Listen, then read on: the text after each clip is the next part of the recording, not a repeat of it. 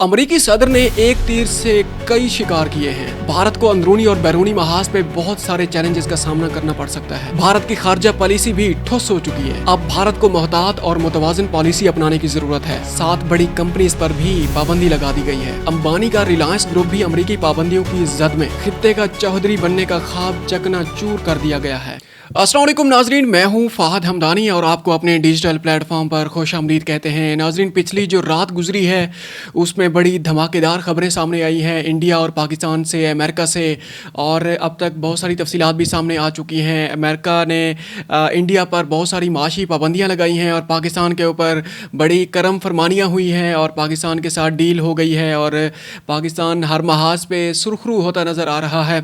और इसके साथ साथ कुछ और ख़बरें हैं पाकिस्तान से सियासी महाज पे। पीटीआई की तरफ से कुछ खास खबरें हम आपके सामने लेकर आ रहे हैं। एक और सियासी डेड लॉक की तरफ बढ़ने जा रही है तहरीक इंसाफ। इसके साथ साथ जनाब जो पाकिस्तान अमेरिका ने उसका इंडिया पर पाबंदियां लगाई हैं, माशी पाबंदियां लगाई हैं टैरिफ की सूरत में, उसकी जो हकीकी कहानी है, ये जो कुछ लोगों तक सिर्फ वो कह रहे हैं कि जनाब इतने फ़ीसद टैरिफ लगाया गया है और इसका मकसद क्या है, और इसके साथ साथ और बहुत कुछ है। और जो बहुत कुछ है आज हम मुकम्मल कहानी आपके सामने लेकर आ रहे हैं। और इस मुकम्मल कहानी के साथ साथ हम मज़ीद इस कहानी की तफसीलात में नहीं जाएंगे, लेकिन हम ये देखेंगे कि अंदरूनी और बैरूनी महाज पे इंडिया को आने वाले वक्त में क्या मुश्किलात पेश आ सकती हैं, इसकी इम्प्लिकेशंस क्या हो सकती हैं। डोनाल्ड ट्रंप की तरफ से जो 25%, अमेरिका की तरफ से जो 25% टैरिफ आयद किया गया है इंडिया पर, इसके अंदर जोग्राफियाई पैगाम भी है, इक़्तिसादी पैगाम भी है और सियासी पैगामात भी हैं।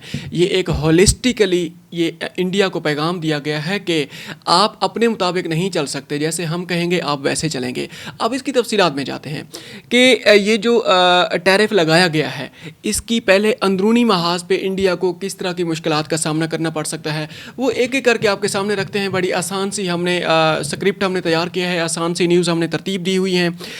उसमें भारत को अंदर से जो बराह रास्त जो उसकी जो असरात सामने आ सकते हैं, उसमें सबसे पहले महंगाई है, और उसके बाद जनाब माशी तरक्की की जो रफ्तार है उसमें भी कमी आ सकती है, और इसके बाद जनाब जो सरमायाकारी का जो एक माहौल बना हुआ था, जो बैरूनी जो सरमायाकारी है, ख़ासकर जो इंटरनेशनल लेवल पे जो मल्टी नेशनल कंपनीज़ हैं उनका जो एक एतबार है, वो जो ट्रस्ट है इंडियन इकानमी पे, इंडियन पॉलिटी पे, वो कम हो सकता है, ख़ासकर जो वेस्टर्न कंपनीज़ हैं। और इसके साथ साथ डोनाल्ड ट्रंप ने ख़ासकर जो एप्पल है, ख़ासकर आपको एक मिसाल सिर्फ आपके सामने रखते हैं कि अंदरूनी महाज पे जब तब्दीली आती है तो उसका असर बाहर से कैसे पड़ता है या बाहर उसका असर कैसे जाता है। डोनाल्ड ट्रंप ने जो एप्पल कंपनी है उसको बाकायदा तौर पर ये अहकामात जारी किए थे। उसके जो CEO हैं उन्होंने कहा था कि इंडिया के अंदर अपनी प्रोडक्शन कम कर दें। इंडिया में जो आपकी $5 बिलियन की जो बहुत बड़ी इन्वेस्टमेंट है, मैसिव इन्वेस्टमेंट है, वो ख़तरे में पड़ सकती है। अच्छा, हम अपनी खबर की तरफ वापस आते हैं। उसमें जनाब अंदरूनी सतह पर भारत को सियासी दबाव और अवामी रद्द अमल का सामना भी हो सकता है, ख़ास तौर पर अगर अमरीकी टैरिफ के बायस अशियाए ज़रूरिया की कीमतें बढ़ें या बरामदी शोबे में मुलाजमतों में कमी आ जाए। अपोजिशन हुकूमत पर सवाल उठा सकती है कि उसने रूस के साथ ताल्लुकात की कीमत पर अमेरिका जैसे अहम तिजारती शराकतदार को नाराज़ क्यों किया। ये मामला आइंदा इंतखाबात में भी एक बड़ा सियासी मसला बन सकता है। अब बीजेपी सरकार जो है, या मोदी सरकार है, अब वो इससे तो रही कि जनाब इलेक्शन करीब होगा, पाकिस्तान के साथ पंगा लेंगे, सरहद पर जनाब शोरश पैदा करेंगे और जनाब एक बयानिया बनाएंगे, अवाम में चले जाएंगे और हम वोट लेके आ जाएंगे, हुकूमत बन जाएगी हमारी, वो स्टेट लेवल का हो या यूनियन लेवल का इलेक्शन हो। अब वो कहानी काफ़ी हद तक, वो जो बयानिया बनाने का वो जो तरीक़ाकार था, उसमें अब हवा नहीं रही। उसमें अब काफ़ी ज़्यादा एक चैलेंजेस का सामना करना पड़ेगा मोदी सरकार को आने वाले वक्त में।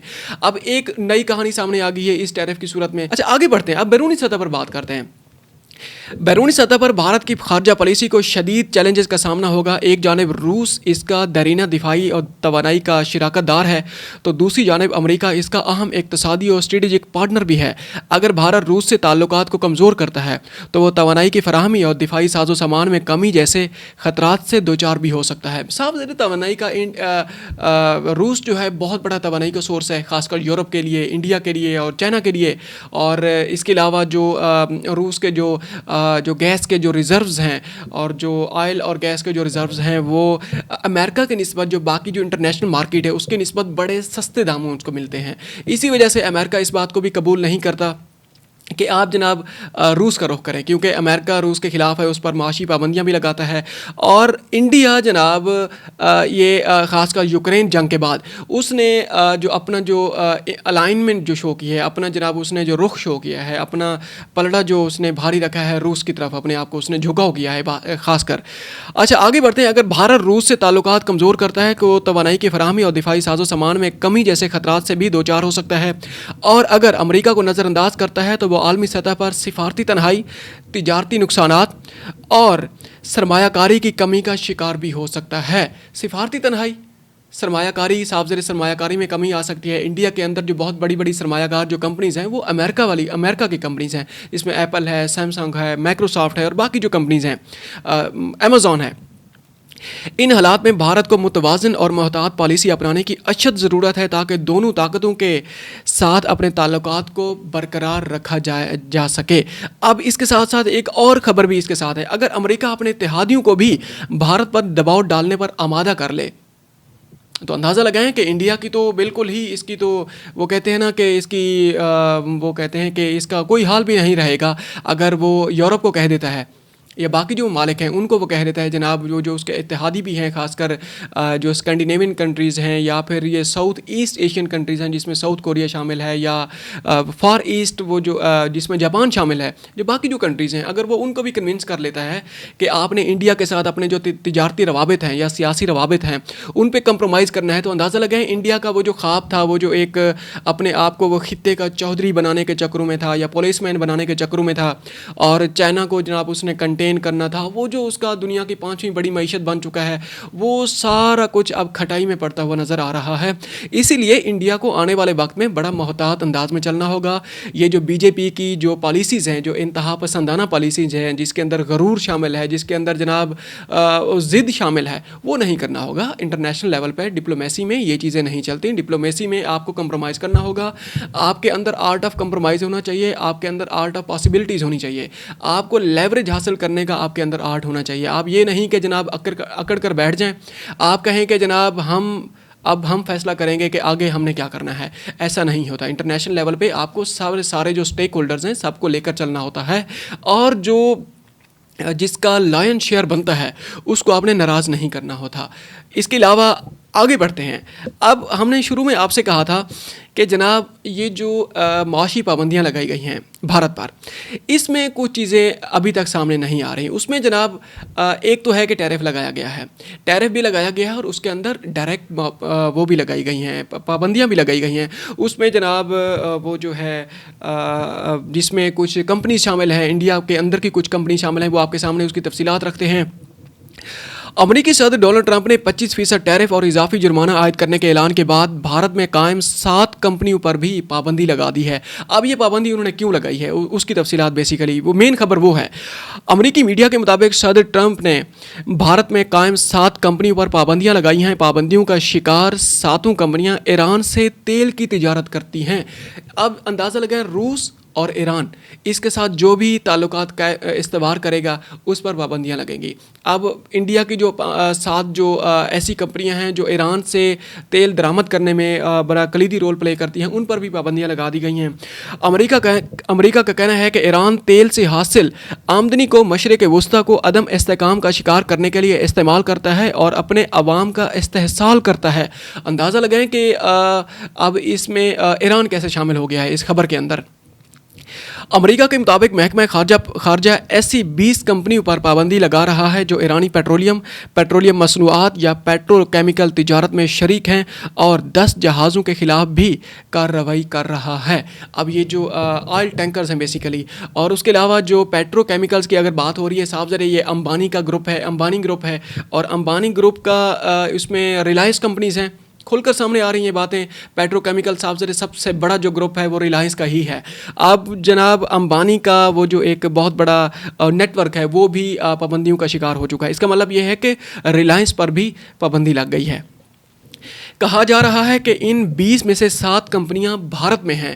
اب بھارت میں اس میں جناب ریلائنس کا بھی انہوں نے ذکر کیا ہے. انہوں نے کہا کہ اس میں پیٹرو کیمیکل وہ جو ہیں تجارت میں شامل ہیں، اس میں ریلائنس ہے، ٹاٹا ہے، اور باقی جو نجی کمپنیاں اس میں شامل ہیں. اچھا آگے بڑھتے ہیں. آگے بڑھتے ہیں. کچھ پاکستان سے خبر تھی. اب اس میں تحریک انصاف کے اندر ایک مرتبہ پھر سیاسی ڈیڈ لاک کے کچھ اشارے ملنا شروع ہو گئے ہیں. خاص کر تحریک انصاف میں, تحریک انصاف جو KPK جو وہ ہے چیپٹر ہے, اس میں جناب سینٹ کی ایک سیٹ تھی. اس میں جناب جو شفا یوسف زئی ہیں, ان کو جو لیٹسٹ جو ریسنٹلی جو الیکشن ہوئے ہیں اس میں ان کو نامزد کیا گیا تھا. جو پہلی لسٹ آئی تھی, جو بیرسٹر سیف تحریک انصاف کے جو بانی ہیں, عمران خان صاحب سے ملاقات کرنے کے بعد جو باہر آئے تھے, اس میں مشال یوسف زئی کا اس میں نام تھا. بعد میں یہ مبینہ طور پر یہ کہا گیا تھا کہ جناب جو ہیں علیمہ خان صاحبہ ہیں اور وہ ہیں جو علی امین گنڈا پور ہیں, انہوں نے یہ نام نکلوا دیا تھا اس لسٹ میں. اب جناب ایک اہم ڈیولپمنٹ سامنے آئی ہیں مشال یوسف زئی کے بارے میں. انہوں نے کہا کہ پاکستان تحریک انصاف کی رہنما سائمہ خالد نے سینٹ انتخابات سے دستبردار ہونے کا فیصلہ کر لیا. دستبردار ہونے کا فیصلہ نہیں کیا ابھی تک. اچھا, یہ ایسا کیوں ہوا ہے؟ اب یہ ایک ریزرو سیٹ ہے. اس میں جناب جو ثانیہ نشتر ہیں وہ اس میں سینیٹر تھیں, انہوں نے استعفیٰ دے دیا ہے, بلکہ ان کا ٹینیور بھی مکمل ہو گیا ہے. اب اس میں 4-5 ان میں نام تھے, وہ انہوں نے اپنے کاغذات نامزدگی جمع کروا دیے, اور اس میں سے ایک نام ہے جس کا نام ہے جناب سائمہ خالد. انہوں نے دستبردار ہونے سے انکار کر دیا ہے. اب بانی PTI عمران خان نے مشال یوسف زئی کو سینٹ انتخابات کے لیے نامزد کیا ہے, اور PTI چیئرمین بیرسٹر گوہر نے سائمہ خالد کو دستبردار ہونے کی ہدایات کی تھی.